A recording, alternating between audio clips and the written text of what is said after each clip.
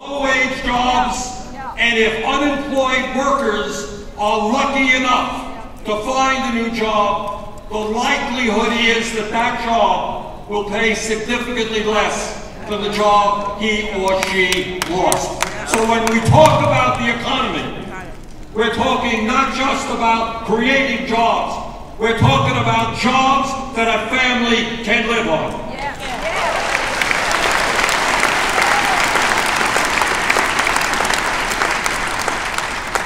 In the last 10 years, while median family income has declined by some $2,500, do you know why people are angry? Because they are working longer hours for lower wages, and they're worried that their kids are going to be even worse off than they are. People have a right to be angry, and we've got to channel that anger into a progressive agenda. Yeah!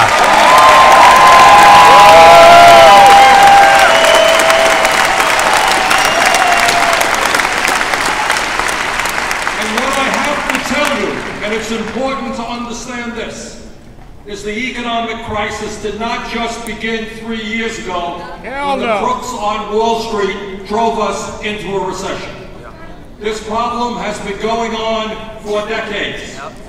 Today, a two-income family, and most middle-class families, if they're lucky enough to have jobs, are two-income families. A two-income family today has less disposable income than a one-income family had 30 years ago. That is moving in the wrong direction.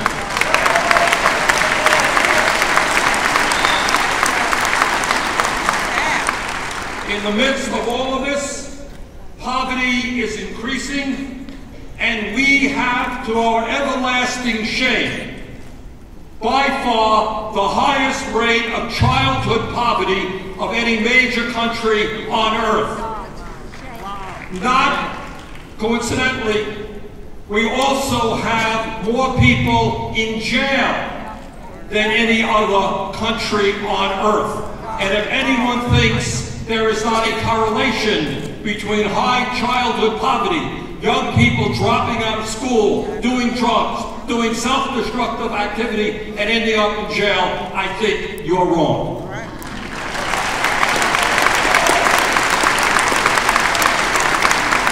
I think you're right, Bernie. Some of us have that wild and radical idea that maybe it is a better idea to invest in our kids than building more jails. Yeah! Woo!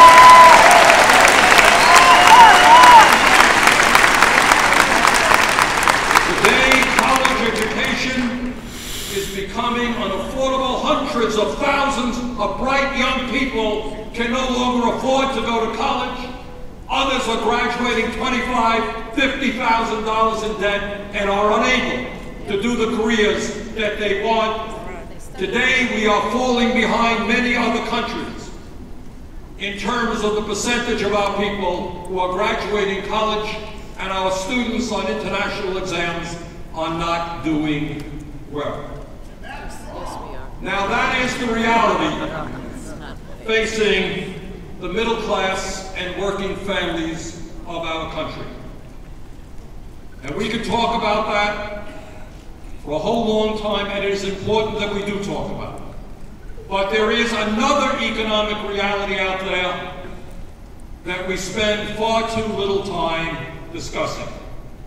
It's something that the Republicans don't talk about it all, and I have to tell you very frankly that my Democratic colleagues in Washington also don't talk about as much as they should. And that is that while the middle class of this country is disappearing, while poverty in this country is increasing, the people on top have never had it so good, and the gap between the very, very rich and everybody else is growing wide.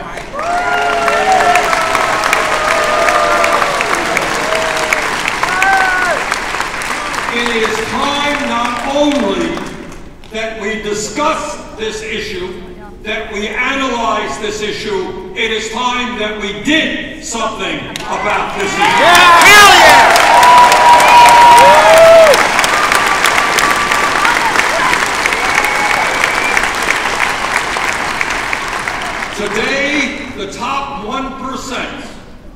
of Americans earn about 22% of all income in this country, which is more than the bottom 50%.